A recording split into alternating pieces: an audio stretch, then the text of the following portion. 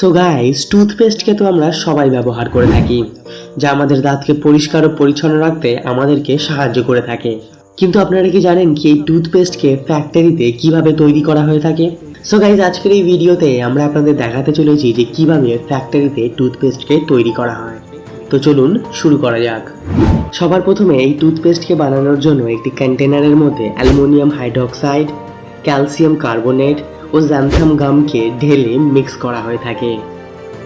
এরপর এগুলি একবার মিক্স হয়ে যাওয়ার পর এর উপরে সোডিয়াম লরেল সালফেট এবং জল মিক্স করা হয়। সোডিয়াম লরেল সালফেটের কাজ হলো গ্যাজা ভাব তৈরি করা এবং এর মাধ্যমে মুখের দুর্গন্ধকে দূর করা। এরপর এগুলিকে ভালো করে মিক্স করে নেওয়া হয়। এরপর এর মধ্যে সরবিটলকে ঢালা হয়ে থাকে। এই সরবিটল টুথপেস্টকে শুকনো হতে দেয় না এবং টুথপেস্টের মধ্যে একটা মিষ্টি ভাব এনে দেয়। এরপর এই মিক্সারটিকে খুবই ভালোভাবে মিক্স করে নেওয়া হয় যাতে এর মধ্যে কোনো রকমের কোনো এয়ার বাবলস না থাকে। এরপর এই টুথপেস্টগুলোর মধ্যে কালার ও ফ্লেভারকে অ্যাড করা হয় এবং একবার কালার ও ফ্লেভার অ্যাড করার পর এই টুথপেস্টকে ভালো করে মিক্স করে নেওয়া হয়। কালার ও ফ্লেভার অ্যাড করার পর এগুলিকে বড় বড় কন্টেনারের মধ্যে স্টোর করে রাখা হয়। এরপর এই বড় বড় কন্টেনারগুলি থেকে টুথপেস্টকে প্যাকেজিং এর জন্য টুথপেস্ট টিউবস এর মধ্যে নিয়ে আসা হয়। প্যাকেজিং এর সময় এই টিউবসগুলোকে অনেকটা সিলিন্ডারের মতো দেখতে হয়ে থাকে।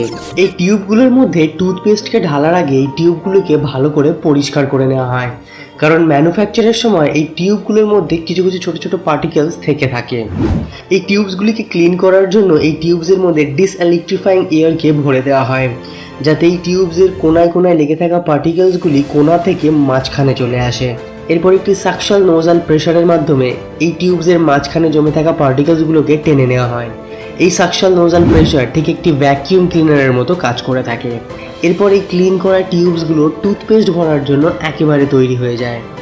এরপর অন্য একটি মেশিনের সাহায্যে এই টিউবসের মধ্যে নিচে থেকে টুথপেস্টকে ভরা হয়ে থাকে।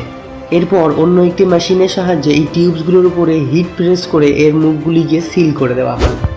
এরপর অন্য একটি মেশিনের সাহায্যে এগুলিকে একটি কন্টেনারের মধ্যে ঢেলে দেওয়া হয় এবং এরপর কোম্পানির ওয়ার্কাররা এগুলিকে একটি কনভেয়ার বেল্টের উপর সাজিয়ে দিতে থাকে এবং অন্য একটি দক্ষ মেশিনের সাহায্যে এর প্যাকিংয়ের কাজটা খুবই শৌখিনভাবে সেরে ফেলা হয়। আর একবার প্যাকিং কমপ্লিট হয়ে যাওয়ার পর এগুলি মার্কেটে বিক্রি হওয়ার জন্য রেডি হয়ে যায়।